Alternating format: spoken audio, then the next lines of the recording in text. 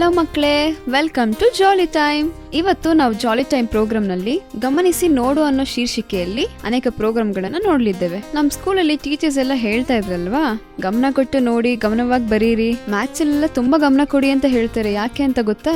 ಆಗ್ಲೇ ನಾವು ಚೆನ್ನಾಗಿ ಎಕ್ಸಾಮ್ ಬರೆದು ಒಳ್ಳೆ ಅಂಕ ಪಡೆಯಲಿಕ್ಕೆ ಸಾಧ್ಯ. ನಮ್ ಲೈಫಲ್ಲಿ ಕೂಡ ತುಂಬಾ ವಿಷಯಗಳಲ್ಲಿ ಗಮನವಾಗಿರಿ ಅಂತ ಬೈಬಲ್ ನಮ್ಗೆ ಕಲ್ಸ್ಕೊಡುತ್ತಲ್ವಾ. ಇವತ್ತು ನಾವು ಜಾಲಿ ಟೈಮ್ ಪ್ರೋಗ್ರಾಮ್ ನಲ್ಲಿ ಗಮನಿಸಿ ನೋಡೋಣ ಶೀರ್ಷಿಕೆಯಲ್ಲಿ ಸೂಪರ್ ಆದ ಸ್ಟೋರಿ ಟೆಲ್ಲಿಂಗ್ ನೋಡೋಣವಾ. Over to story time.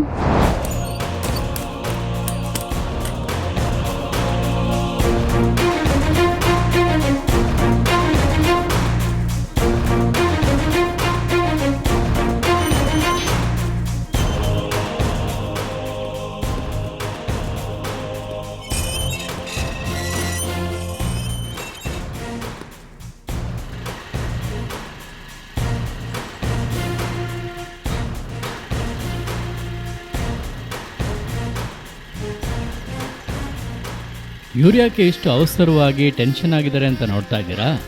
ಇವರೇ ನಮ್ಮ ಅರುಣ್ ಅಣ್ಣ.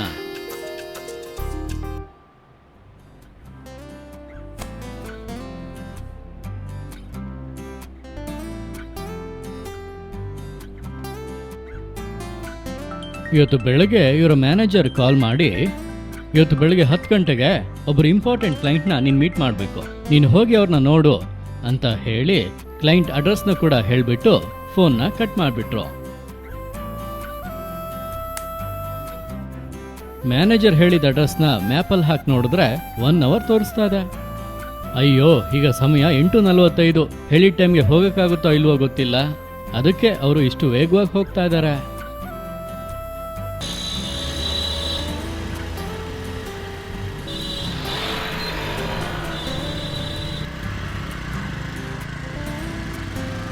ಇವ್ರು ಹೋಗೋ ದಾರಿಲಿ ಬಾದಾಮಿ ಹಾಲು, ಬಿಸಿ ಬಿಸಿ ಪೂರಿ, ಮಲ್ಗೆ ಹೂತರ ಇಡ್ಲಿ, ಈ ಥರ ವಿಧ ವಿಧವಾದ ಆಹಾರಗಳಿದ್ರೂ ಹೊಟ್ಟೆ ಹಸ್ಕೊಂಡೇ ಹೋಗಬೇಕು. ಯಾಕಂದರೆ 10 ಗಂಟೆಗೆ ಕ್ಲೈಂಟ್ನ ಮೀಟ್ ಮಾಡಬೇಕಲ್ವಾ. ಗಾಡಿ ಎಷ್ಟು ಫಾಸ್ಟಾಗಿ ಹೋಗ್ತಾ ಇದೆಯಲ್ವಾ ಅಂತ ಹೇಳಿ ಬಾಯಿ ಮುಚ್ಚೋದ್ರೊಳಗಡೆ ಪೆಟ್ರೋಲ್ ಖಾಲಿ ಆಯಿತು. ಇವ್ರಿಗೆ ಮಾತ್ರ ಯಾಕೆ ಹೀಗೆ?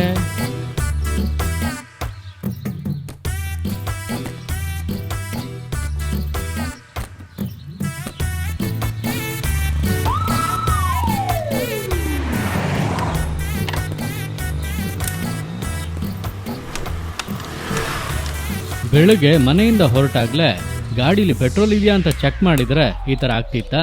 ಇದಾದ್ಮೇಲೆ ಇನ್ನೇನ್ ಮಾಡೋದು? ರೋಡಲ್ಲಿ ಹೋಗ ಬರೋ ಗಾಡಿಗಳ ಹತ್ರ ಲಿಫ್ಟ್ ಕೇಳಿದ್ರು. ಕೊನೆಗೆ ಒಬ್ರು ಅಣ್ಣ ಲಿಫ್ಟ್ ಕೊಟ್ರು.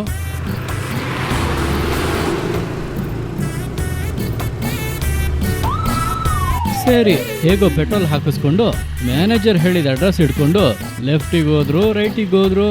ಕೊನೆವರೆಗೂ ಕರೆಕ್ಟ್ ಆಗಿರೋ ಲೊಕೇಶನ್ನ ಕಂಡು ಹಿಡಿಯೋಕ್ಕೆ ಆಗಲಿಲ್ಲ.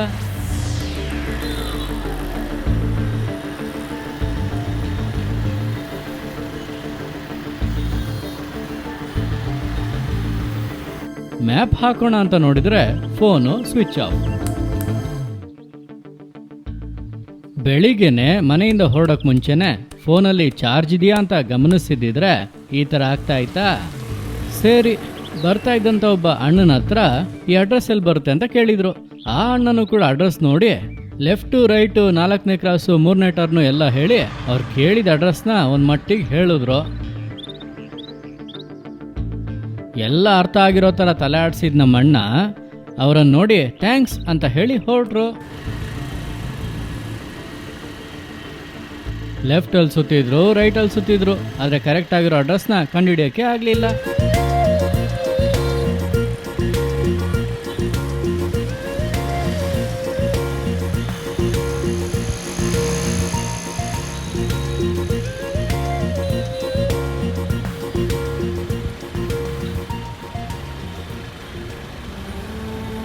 ಕೊನೆಗೆ ಅಡ್ರೆಸ್ ಕೇಳಿ ಜಾಗಕ್ಕೆ ವಾಪಸ್ ಬಂದು ನಿಂತು ದಣಿವಾಯ್ತು ಅಂತ ನೀರು ತಗೊಂಡು ಕುಡಿದ್ರು.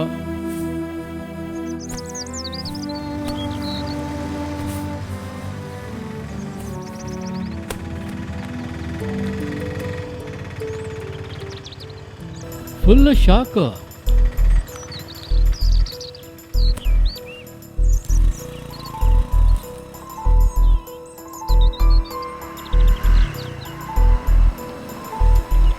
ಯಾಕೆಂದ್ರೆ ಅದೇ ಜಾಗದಲ್ಲೇ ಬೆಳಗಿಂದ ಹುಡುಕಾಡ್ದಂತ ಕ್ಲೈಂಟ್ನ ಆಫೀಸ್ ಇದೆ. ಸರಿ, ಹೇಗೋ ಕಂಡಿಡ್ದ್ವಲ್ಲ ಅಂತ ಅನ್ಬಿಟ್ಟು ಗಾಡಿ ನಿಲ್ಸಿ ಇಳಿದೋಗಿ ಕ್ಲೈಂಟ್ನ ಆಫೀಸ್ ನೋಡಿದ್ರೆ ಕ್ಲೈಂಟು ಹೊರಗಡೆ ಹೋಗಿದ್ದಾರೆ. ಯಾಕಂದ್ರೆ ಗಂಟೆ ಆಗ್ಲೇ 11 ಆಗೋಗಿದೆ. ಬಹಳ ಶೋಕವಾಗಿ ಹೊರಗಡೆ ಬಂದ್ರು ನಮ್ಮ ಅರುಣಣ್ಣ. ಸರಿ, ಇವಾಗ ಹೇಳಿ, ಇವತ್ತು 2 ವಿಷಯನ ಗಮನಿಸ್ತಲೇ ಬಿಟ್ಟಿದ್ರಿಂದ ಎಷ್ಟು ಅನವಶ್ಯಕವಾದ ಅಲೆದಾಟಗಳು ನೋಡಿದ್ರ. ನಾವು ಕೂಡ ಯೇಸುವನ್ನ, ಆತನ ವಾಕ್ಯಗಳನ್ನು ಗಮನಿಸಿ ನೋಡಿ ಸರಿಯಾದ ಮಾರ್ಗ ಯಾವುದಂತ ಅರ್ತು ಅದರಂತೆ ಬಾಳಲು ಅರ್ಪಿಸಿಕೊಟ್ರೆ ಯಾವಾಗ್ಲೂ ಜಯನೇ. ಒಂದು ವೇಳೆ ಗಮನಿಸ್ತಲೇ ಬಿಟ್ರೆ ಈ ಅರುಣಣ್ಣನ ತರನೇ ಅನವಶ್ಯಕ ಅಲೆದಾಟ, ಅನವಶ್ಯಕ ಸಮಸ್ಯೆಗಳು ನಮ್ಮ ಜೀವಿತದಲ್ಲೂ ಬರುತ್ತೆ. ಮಕ್ಳೇ, ಆ ಅಣ್ಣನ್ ನೋಡಿದ್ರ ಎಲ್ಲಾ ಕಾರ್ಯಗಳಲ್ಲೂ ಕೇರ್ಲೆಸ್ ಆಗಿದ್ರಿಂದ ತುಂಬಾ ವಿಷಯಗಳನ್ನ ಮಿಸ್ ಮಾಡ್ಕೊಂಡ್ರು. ಹಾಗಾಗಿ ನಾವು ಕೂಡ ನಮ್ಮ ಲೈಫಲ್ಲಿ ಎಲ್ಲಾ ವಿಷಯಗಳಲ್ಲೂ ತುಂಬಾ ಗಮನ ಕೊಡ್ಬೇಕು. ಓಕೆನಾ? ಈಗ ನಾನು ಎಲ್ಲಿದ್ದೀನಿ ನೋಡಿದ್ರಾ? ಇದು ನೆಲ್ಲಿಕಾಯಿ ಮರ. ನಿಮಗ್ ನೆಲ್ಲಿಕಾಯಿ ಇಷ್ಟನಾ? ನನ್ಗಂತೂ ತುಂಬಾ ಇಷ್ಟ. ಸರಿ, ನೆಲ್ಲಿಕಾಯಲ್ಲಿ ಏನ್ ಹೆಲ್ತ್ ಬೆನಿಫಿಟ್ಸ್ ಇದೆ ಅಂತ ನೋಡ್ಕೊಂಡ್ ಬರಲ್ವಾ? Over to health tips. Hello ಮಕ್ಕಳೇ, ಹೇಗಿದ್ದೀರಾ? ಏನು ಚಿಕ್ಕದಾಗಿದ್ದಾನೆ ಅಂತ ನೋಡ್ತಿದ್ದೀರಾ? ಚಿಕ್ಕ ಬಾಲ್ ತರ ಇದ್ದಾನೆ ಅಂತ ನೋಡ್ತಿದ್ದೀರಾ? ನನ್ನ ಹೆಸರು ಏನು ಅಂತ ಹೇಳಿ ನೋಡೋಣ. ಕರೆಕ್ಟಾಗಿ ಹೇಳ್ತಾ ಇದ್ದೀರಾ? ಹೌದು, ನನ್ನ ಹೆಸರು ನಲ್ಲಿಕಾಯಿ. ಇಂಗ್ಲಿಷ್ನಲ್ಲಿ ಗೂಸ್ಬೆರಿ ಅಂತ ಕರೀತಾರೆ. ಮಕ್ಕಳೇ, ನೀವು ತುಂಬಾ ಜನ ನನ್ನ ತಿಂದಿರ್ತೀರಾ. ಆದ್ರೆ ನಾನ್ ಸ್ವಲ್ಪ ಹುಳಿ ಇರ್ತೀನಿ ಅಂತ ನನ್ನನ್ನ ಬಿಸಾಡ್ಬಿಡ್ತೀರಾ. ನನ್ನನ್ನ ತಿಂದ್ರೆ ನಿಮ್ಗೆ ಏನೆಲ್ಲ ಒಳ್ಳೇದ್ ಸಿಗುತ್ತೆ ಅಂತ ನೋಡೋಣವಾ? ನನ್ನನ್ನ ತಿಂದ್ರೆ ನಿಮ್ಮ ದೇಹಕ್ಕೂ ಕಣ್ಣುಗಳಿಗೂ ತಂಪನ್ನ ಉಂಟು ಮಾಡ್ತೀನಿ. ನನ್ನ ಹತ್ರ 600 ml ವೈಟಮಿನ್ ಸಿ ಇದೆ. ಇದು ನಿಮ್ಮ ರೋಗ ನಿರೋಧಕ ಶಕ್ತಿನ ಹೆಚ್ಚಿಸುತ್ತೆ. ನನ್ನನ್ನ ತಿಂದ್ರೆ ನಿಮ್ ತಲೆ ಕೂದಲು ಕಪ್ಪುಗೆ ಚೆನ್ನಾಗಿ ಬೆಳೆಯೋಕೆ ನಾನು ಹೆಲ್ಪ್ ಮಾಡ್ತೀನಿ.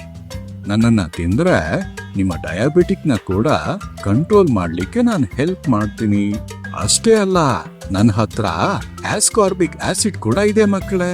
ಇದು ನಿಮ್ಮ ದೇಹದಲ್ಲಿ ಯಾವುದೇ ಕ್ರಿಮಿಗಳ ಸೋಂಕು ತಗಲದೇ ಇರೋ ತರ ನಾನ್ ನಿಮ್ಗೆ ಹೆಲ್ಪ್ ಮಾಡ್ತೀನಿ. ಈಗೆಲ್ಲ ತುಂಬಾ ಜನರಿಗೆ ರೋಗ ನಿರೋಧಕ ಶಕ್ತಿ ಕಡಿಮೆ ಆಗಿದೆ. ಪದೇ ಪದೇ ಶೀತ, ಕೆಮ್ಮು, ಮೂಕ್ಕಟ್ಟೋದು, ಜ್ವರಗಳಂತ ಶ್ವಾಸಕೋಶಕ್ಕೆ ಸಂಬಂಧಪಟ್ಟ ರೋಗಗಳು ತುಂಬಾ ಮಕ್ಕಳಿಗೆ ಬರ್ತಾ ಇದೆ.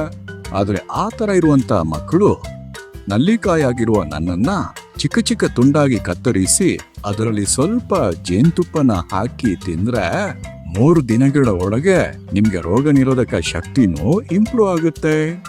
ಏನ್ ಮಕ್ಕಳೇ, ಇನ್ನೂ ತುಂಬಾ ಒಳ್ಳೆ ವಿಷಯಗಳಿದೆ, ಆದ್ರೆ ಟೈಮ್ ಆಗೋಯ್ತು.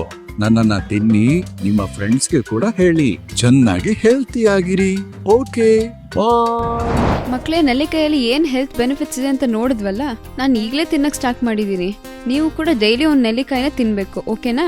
ನೆಕ್ಸ್ಟ್ ನಾವು ನೋ ಅಂಡ್ ಪ್ರೇನ ನೋಡಲಿದ್ದೇವೆ. ಪ್ರತಿಯೊಂದು ವಾರವೂ ನಾವು ಒಂದೊಂದು ಪ್ರೇಯರ್ ಪಾಯಿಂಟ್ಗಾಗಿ ಪ್ರಾರ್ಥಿಸ್ತಾ ಇದ್ದೇವಲ್ಲ, ಈ ವಾರನೂ ನಾವು ಒಂದು ಇಂಪಾರ್ಟೆಂಟ್ ಪಾಯಿಂಟ್ಗಾಗಿ ಪ್ರೇಯರ್ ಮಾಡಲಿದ್ದೇವೆ. ಈಗ ಒಂದು ವಿಡಿಯೋ ನೋಡಿ ಪ್ರೇಯರ್ ಮಾಡಲ್ವಾ? Over to know and pray.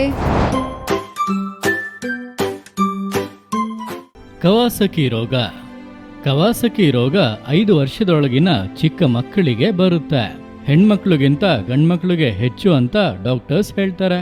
ಈ ರೋಗ ಚಿಕ್ಕ ಮಕ್ಕಳ ಚರ್ಮ, ಬಾಯಿ, ದುಗ್ಧರಸ ಗ್ರಂಥಿ ಎಂಬ ಆರ್ಗಾನ್ಗಳನ್ನ ಬಾಧಿಸುತ್ತೆ ಮಕ್ಕಳೇ. ಅಷ್ಟೇ ಅಲ್ಲ, ಹೃದಯ ಸಂಬಂಧಿ ರೋಗಗಳನ್ನ ಕೂಡ ಬರಮಾಡುತ್ತೆ ಅಂತ ಡಾಕ್ಟರ್ಸ್ ಹೇಳ್ತಾರೆ. ನೋಡಿ ಮಕ್ಕಳೇ, ಮುಖ್ಯವಾದ ಅಂಗಗಳೆಲ್ಲ ಈ ರೋಗದಿಂದ ಬಾಧಿಸಲ್ಪಡುತ್ತೆ. ಕವಾಸಕಿ ರೋಗ ಅನುವಂಶೀಯವಾಗಿ ಅಥವಾ ಒಂದು ವಿಧದ ಬ್ಯಾಕ್ಟೀರಿಯಾ ಹರಡುವುದರಿಂದ ಬರುತ್ತೆ ಮಕ್ಕಳೇ. ಈ ರೋಗ ಮೊದಲನೇ ಬಾರಿಗೆ ಜಪಾನ್ನ ಟೋಕಿಯೋದಲ್ಲಿರುವಂತ ರೆಡ್ ಕ್ರಾಸ್ ಹಾಸ್ಪಿಟಲ್ ಎಂದು ಕರೆಯಲ್ಪಡುವಂತ ಆಸ್ಪತ್ರೆಯಲ್ಲಿ ಟೊಮಿಸಾಕು ಕವಾಸಕಿ ಎಂಬ ಮಗುವಿನಲ್ಲಿ ವೈದ್ಯರಿಂದ ಮೊದಲು ಕಂಡುಹಿಡಿಯಲಾಯಿತು. ಹಲೋ ಮಕ್ಕಳೇ, ಪ್ರೈಸ್ ಲಾರ್ಡ್. ನಿಮ್ಮೆಲ್ಲರನ್ನು ನೋ ಆ್ಯಂಡ್ ಪ್ರೇ ಸೆಗ್ಮೆಂಟಲ್ಲಿ ಸಂಧಿಸೋದು ಬಹಳ ಸಂತೋಷ. ಕವಾಸಕಿ ಡಿಸೀಸ್ ಬಗ್ಗೆ ನೀವು ಒಂದು ವಿಡಿಯೋನ ನೋಡಿದ್ರಲ್ವಾ? ಅದಕ್ಕಾಗಿ ನಾವೆಲ್ಲರೂ ಸೇರಿ ಪ್ರಾರ್ಥಿಸಲಿದ್ದೇವೆ. ನಾವೆಲ್ಲರೂ ಪ್ರಾರ್ಥಿಸೋಣವಾ? ಕಣ್ಣುಗಳನ್ನು ಮುಚ್ಚಿ ಪ್ರಾರ್ಥಿಸೋಣ. ಮಹಾಪರಿಶುದ್ಧನು ಕರುಣೆ ಉಳ್ಳಂತ ದೇವರೇ, ಈ ಸಮಯಕ್ಕಾಗಿ ನಿಮಗೆ ವಂದನೆ ಅಪ್ಪ. ಈ ಸಮಯದಲ್ಲಿ ದೇವರೇ, ಕವಾಸಕಿ ಎಂಬ ಡಿಸೀಸ್ಗಾಗಿ ನಿಮ್ಮ ಸಮ್ಮುಖದಲ್ಲಿ ನಾವು ಪ್ರಾರ್ಥನೆ ಮಾಡಲಿಕ್ಕೆ ಬಂದಿದ್ದೇವಪ್ಪ.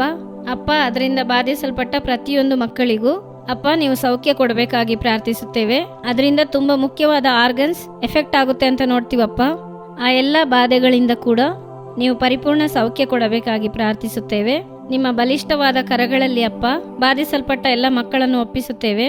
ಅಪ್ಪ, ನೀವು ಸೌಖ್ಯ ಕೊಡುವುದಕ್ಕಾಗಿ ವಂದನೆಗಳು. ಇದಕ್ಕಾಗಿ ನಮ್ಮ ಮಧ್ಯದಲ್ಲಿರುವಂತ ಗ್ಯಾಫ್ನೋ ಪ್ರೇಯರ್ ಮಾಡುತ್ತಾರೆ. ನಾವು ಸೇರಿ ಪ್ರಾರ್ಥಿಸೋಣ. ಪ್ರೀತಿಯುಳ್ಳ ಯೇಸಪ್ಪ, ಈ ಸಮಯಕ್ಕಾಗಿ ವಂದನೆ ಅಪ್ಪ. ಅಪ್ಪ, ಈ ಸುಂದರವಾದ ಸಮಯದಲ್ಲಿ ಯೇಸಪ್ಪ, ಅಪ್ಪ, ಕವಾಸಾಕಿ ಎಂಬ ಡಿಸೀಸ್ಗಾಗಿ ನಾವು ಪ್ರಾರ್ಥಿಸ್ತೇವಪ್ಪ. ಇದರಿಂದ ಬಾಧಿಸಲ್ಪಟ್ಟಿರೋ ಚಿಕ್ಕ ಮಕ್ಕಳಿಗೆ ನೀವು ಒಳ್ಳೆ ಸೌಖ್ಯ ಆರೋಗ್ಯನ ಕೊಡಬೇಕಾಗಿ ಪ್ರಾರ್ಥಿಸ್ತೇವಪ್ಪ. ಅಪ್ಪ, ಆ ವ್ಯಾಧಿಯನ್ನು ಉಂಟು ಮಾಡೋ ಸೈತಾನನ ಕ್ರಿಯೆಗಳನ್ನು ನಾಶ ಮಾಡಬೇಕಾಗಿ ಪ್ರಾರ್ಥಿಸ್ತೇವಪ್ಪ. ಅಪ್ಪ, ಈ ವ್ಯಾಧಿಯಿಂದ ಬಾಧಿಸಲ್ಪಟ್ಟಿರೋ ಆರ್ಗನ್ಸ್ಗಾಗಿ ನಾವು ನಿಮ್ಮ ಬಳಿಯಲ್ಲಿ ಪ್ರಾರ್ಥಿಸ್ತಿದ್ದೇವಪ್ಪ. ಅಪ್ಪ, ಆರ್ಗನ್ಸನ್ನು ನೀವು ಗುಣ ಮಾಡಿ ಕಾಪಾಡಿರಿ ಕರ್ತನ. ಚಿಕ್ಕ ಮಕ್ಕಳು ನಿಮಗಾಗಿ ಆರಿಸ್ಕೊಂಡವರಪ್ಪ. ಅಪ್ಪ, ಆ ವ್ಯಾಧಿಯನ್ನು ಅವರಿಂದ ತೆಗೆದಾಕಿ ಅಪ್ಪ. ಅಪ್ಪ, ನೀವು ಶಿಲುಬೆಯಲ್ಲಿ ಅವ್ರಿಗಾಗಿ ರಕ್ತ ಸುರಿಸಿದ್ದೀರಲ್ಲಪ್ಪ, ಆ ರಕ್ತವನ್ನು ಅವ್ರ ಮೇಲೆ ಪೋಕ್ಷಿಸಿ ಪ್ರಾರ್ಥಿಸ್ತೇವಪ್ಪ. ಅಪ್ಪ, ಆ ರೋಗ ನೀವು ತೆಗೆದಾಕ್ಬೇಕಾಗಿ ಪ್ರಾರ್ಥನೆ ಮಾಡ್ತೇವಪ್ಪ. ಲೋಕದಲ್ಲಿ ಆ ರೋಗ ಇಲ್ದಂತೆ ಅದನ್ನು ನಾಶ ಮಾಡಿರಿ. ನಮ್ಮ ಪ್ರಾರ್ಥನೆಯನ್ನು ಕೇಳಿ ನೀವು ಉತ್ತರ ಕೊಟ್ಟಿದ್ದೀರಿ ಎಂದು ನಾವು ನಂಬುತ್ತೇವೆ. ಯೇಸುವಿನ ನಾಮದಲ್ಲಿ ಒಪ್ಪಿಸಿಕೊಡುತ್ತೇನೆ ತಂದೆಯೇ, ಆಮೇನ್. ಆಮೇನ್.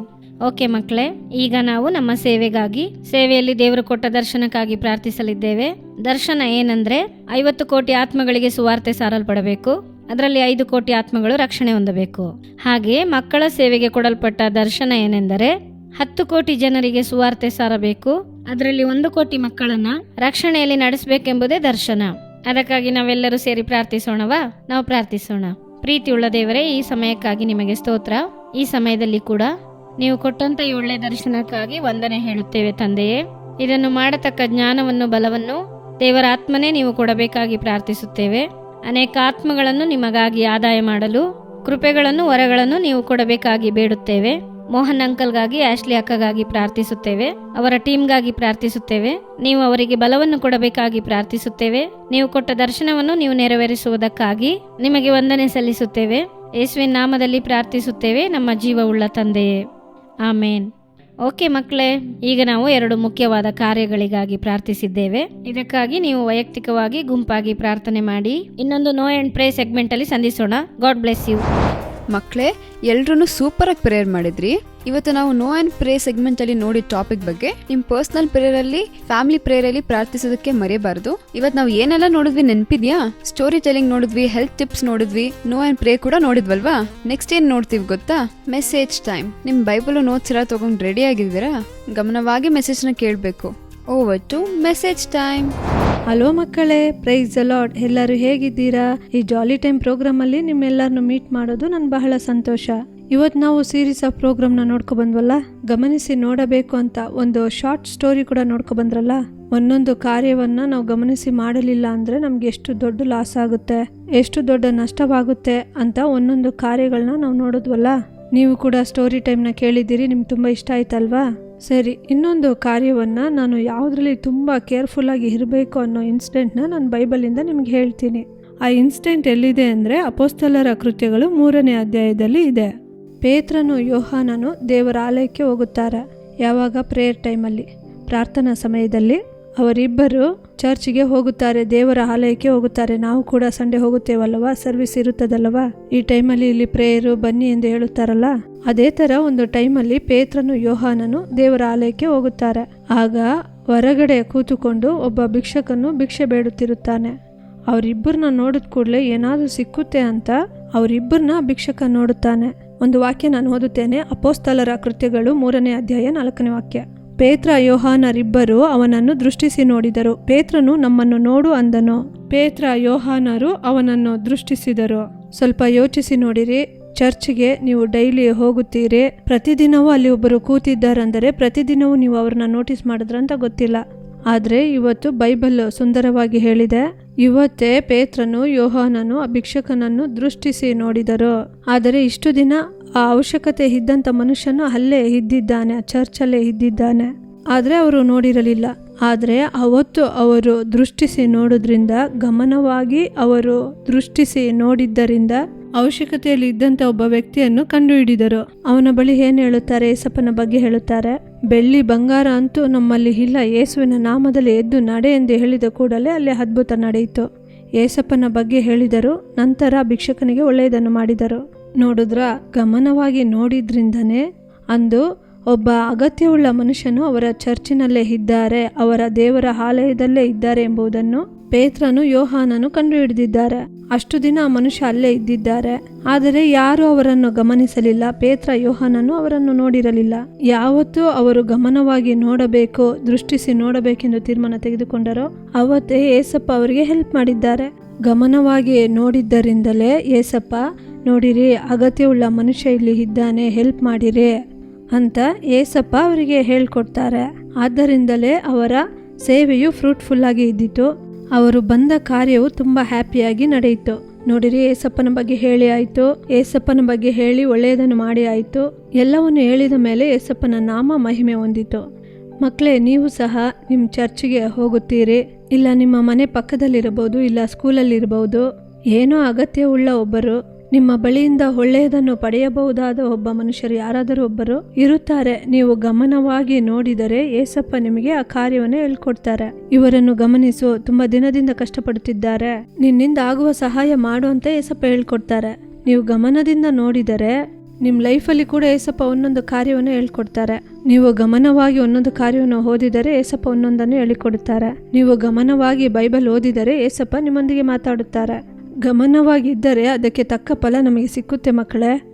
ಸರಿನಾ? ಎಲ್ಲರೂ ಅರ್ಥ ಮಾಡ್ಕೊಂಡ್ರಾ? ನಾವು ಗಮನವಾಗಿ ಇದ್ದರೆ ಏಸಪ್ಪ ನಮಗೆ ಹೆಲ್ಪ್ ಮಾಡ್ತಾರೆ. ಈ ಅಧ್ಯಾಯದಲ್ಲೂ ಅದೇ ನಡೆಯಿತು. ಪೇತ್ರನು, ಯೋಹಾನನು ಆ ದಿನದಂದು ಆ ಭಿಕ್ಷುಕನನ್ನು ದೃಷ್ಟಿಸಿ ನೋಡಿದರು. ಭಿಕ್ಷುಕನಿಗೆ ಏನು ನಡೆಯಿತು? ಒಳ್ಳೆಯದು ನಡೆಯಿತು. ಏಸಪ್ಪನನ್ನು ಕುರಿತು ತಿಳಿದುಕೊಂಡರು. ಒಂದು ದೊಡ್ಡ ಹೆಲ್ಪ್ ಆಯಿತು. ಆ ಭಿಕ್ಷುಕನಿಗೆ ಒಂದು ದೊಡ್ಡ ಹೆಲ್ಪ್ ಸಿಕ್ಕಿದಂತಾಯಿತು. ನಾವು ಇಷ್ಟು ವರ್ಷಗಳ ನಂತರ ಬೈಬಲಲ್ಲಿ ಕಾರ್ಯವನ್ನು ಓದುತ್ತಿದ್ದೇವೆ. ನೋಡಿದ್ರೆ ಏಸಪ್ಪ ಮಾಡಿದಂಥ ಹೆಲ್ಪ್. ಇದಕ್ಕೆ ನಾವೇನು ಮಾಡಬೇಕು? ಏಸಪ್ಪಕ್ಕೆ ಮೊದಲು ಜಾಗ ಕೊಡಬೇಕು.